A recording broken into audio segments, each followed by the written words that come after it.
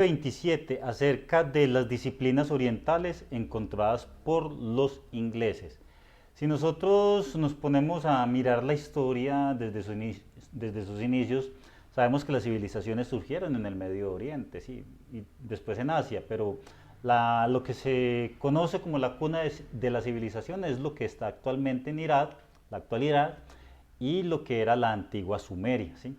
De allá surgieron lo que tiene que ver con la astronomía, la agricultura, los colegios y muchos de los sistemas de dioses, pues, las mitologías que están dentro de la antigua Sumeria. eh, Todas esas mitologías fueron copiadas en distintas culturas, ¿sí? Muchos de los dioses que corresponden a la antigua Sumeria son los mismos dioses griegos y por consecuencia también los mismos dioses romanos, ¿sí? Muchas de las mitologías y de las historias que se encuentran en los antiguos testamentos, en el Antiguo Testamento de la Biblia, ¿sí? Lo que tiene que ver con el Génesis y el diluvio, no son más que viejas leyendas sumerias, ¿sí? De Gilgamesh creo que era Gilgamesh el corresponde al Noé bíblico, ¿cierto? El de la inundación y todos esos temas. Entonces, para que entendamos pues que todo surgió a partir de la antigua civilización sumeria. Eh, Luego también está la China, la India, son culturas demasiado viejas, ¿sí? Nosotros acá en Latinoamérica, ¿cuántos años tenemos? Después de que fueron los españoles, por ahí 200 años de cultura, ¿sí? Es que mejor dicho. Ahora comparémonos con culturas que tienen miles de años, ¿sí? Cientos de años. En ese tipo de culturas puede surgir alguna cosa. Si acá hemos aprendido alguna cosita, pues entonces imagínense. Imaginen que la civilización sumeria estaba más avanzado que muchos pueblos de la Edad Media. Ya tenían, no es que tenían toda una cantidad de avances. Ustedes pueden buscar en internet. Miremos, por ejemplo, la antigua Babilonia que estaba en el Medio Oriente. La antigua Babilonia tenía, imagínense, una ciudad que permaneció 1000 años en el mismo sitio. 1000 años es demasiado, ¿sí? Muchos conocimientos, muchos movimientos se debieron de haber generado allí. Entonces, para que tengamos en cuenta eso, ahora que diremos de China, la India. ¿Por qué le estoy hablando de esto? Porque en el siglo XVIII, después de la Revolución Industrial, al Inglaterra entrar en contacto con estas máquinas de vapor y el impulso, entonces creó una gran armada. Con esa gran armada empezó a ponerle problemas a todo el mundo, ¿sí? Se fue a todo el mundo y por allá se fue a Japón, ¿sí? Y con la llegada de Inglaterra, que obligó a abrir las fronteras a Japón, pues entonces vino el fin de la era Meiji, creo que era que decía, y Japón se abrió, estuvo por acá en las Islas Malvinas, por allá por Argentina, se fue a joder la vida a los africanos, y en fin, estuvo en todas partes, ¿sí? En esa época Inglaterra fue la reina del mundo. Y muchos de los problemas que están sucediendo hoy en día de conflictos tienen que ver con los problemas que hicieron estos loquillos, que eran los ingleses. El hecho es que, por ejemplo, llegaron a la India, ¿cierto? Y la India era un territorio de una cultura completamente diferente a como eran los ingleses, ¿sí? Algo totalmente diferente. Tan es así que el proceso de independencia de la India respecto a Inglaterra, pues fue de una manera diferente, ¿cierto? Con Gandhi, que a través del ayuno logró independizar a, Inglaterra, a la India de los ingleses, ¿cierto? Con una conquista pacífica, una resistencia pacífica. Pero bueno, eso ya es otro tema histórico. Entonces el hecho es que Inglaterra, al ser una cultura tan oriental, digo tan occidental, encontrarse una cultura tan diferente como era la India, tuvo un ligero enamoramiento de la cultura hindú, ¿sí?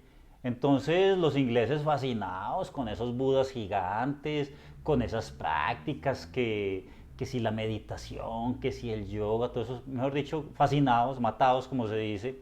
Entonces empezaron a traer ese conocimiento desde la India hacia nosotros los occidentales.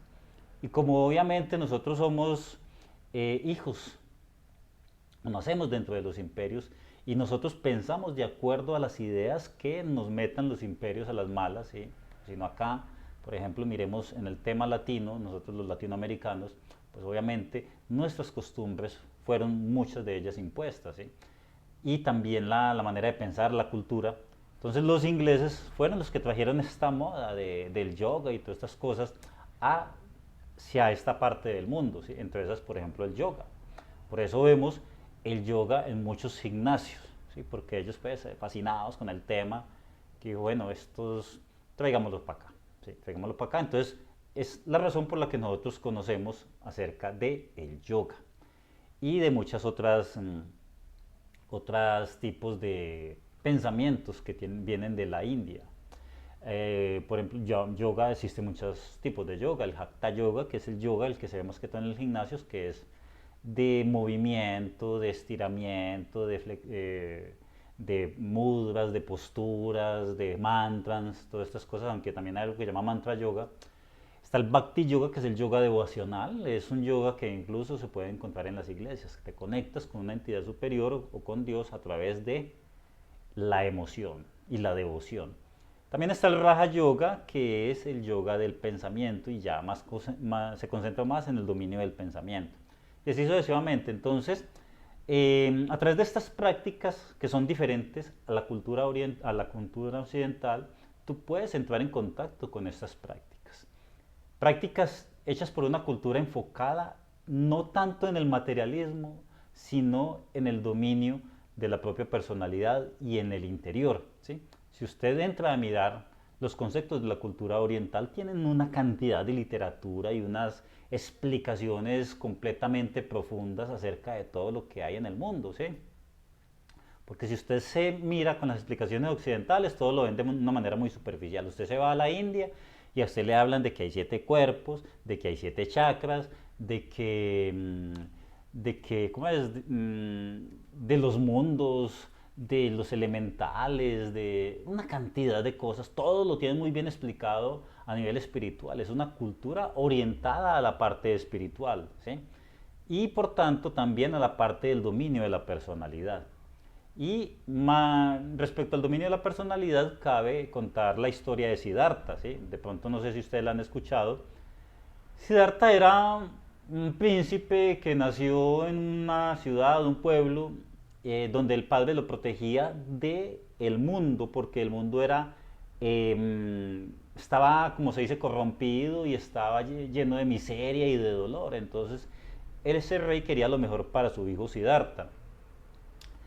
Una vez Siddhartha, por cosas de la vida, tenía que dar un recorrido por su pueblo. Eso fue como 500 años antes de Cristo, pues cuenta la leyenda. Entonces empezó a ver gente con sufrimiento y pobre y con dolor y gente que envejecida y todas esas cosas, ¿sí? Lo cual le generó demasiado impacto porque él nunca había entrado en contacto con eso. A lo cual le pregunta a su padre que por qué, qué era esa gente, y él dijo que era el sufrimiento, y él dijo que quería ir a conocer. Él dijo, no, te estoy protegiendo de todas esas cosas. Pero ahí quedó la idea, tin, tin, tin. Entonces se fue al escondido y empezó a conocer de primera mano lo que era la pobreza, el sufrimiento, el dolor y todas esas cosas. Para alguien que nunca había sentido eso, pues entonces le generó un profundo impacto, lo conmovió y empezó a averiguar cuál era el origen de por qué había ese tipo de sufrimiento, ¿sí? Entonces en sus meditaciones, en sus reflexiones y en sus conocimientos y en sus experiencias empezó a saber o llegó a la conclusión de que la causa o la raíz del sufrimiento era el apego, el deseo y la falta de control, ¿sí? Lo que más hace sufrir a los seres humanos es el deseo, ¿sí? El aferrarse con todas las fuerzas a cosas, a situaciones que le producen daño, ¿sí? Y bueno, ahí habría una buena relación con el vicio, ¿cierto? Te aferras con fuerza a algo que te genera daño, ¿sí? ¿Por qué? Por la falta de control. Y eso era lo que decía Siddhartha. Y entonces empezó a buscar una solución. A ver, ¿cómo se puede hacer? ¿Cómo se puede hacer? ¿Cómo se puede hacer? Y a partir de ahí empezó y llegó a la conclusión de la meditación, ¿sí? Si una persona empieza a meditar y empieza a ejercitar su mente y a tratar de dominarla, pues entonces puede llegar a dominar sus pensamientos y por tanto sus emociones y sus deseos. Y ese es el gran aporte de quien hoy conocemos como Buda, ¿cierto? Y una de las disciplinas, una de las religiones que se llama el budismo, ¿sí? Entonces, ese es el aporte que dejó Buda, que dejó Siddhartha, y el tema de la meditación es un tema importante a través del cual una persona puede ir a una parte donde hagan meditaciones y se ponga a hacer la meditación, ¿cierto? Se relaja, relaja su mente y empieza a entrenar su mente para poder, digamos, dominar más sus pensamientos, sus ansiedades y sus deseos, ¿sí? Usted va a uno de estos centros donde enseñan meditación y simplemente usted va y le enseñan su metodología de meditación y usted se sienta a meditar y pare de contar, ¿sí? Entonces es una recomendación para quien quiera probar otro tipo de práctica que le ayude más a dominar esos deseos, ¿sí? A dominar ese vicio. Y con esto pues entonces puede lograr mucho avance en ello porque son disciplinas de la mente que finalmente es lo que nosotros deberíamos buscar ejercitar. Nos vemos entonces con la actividad.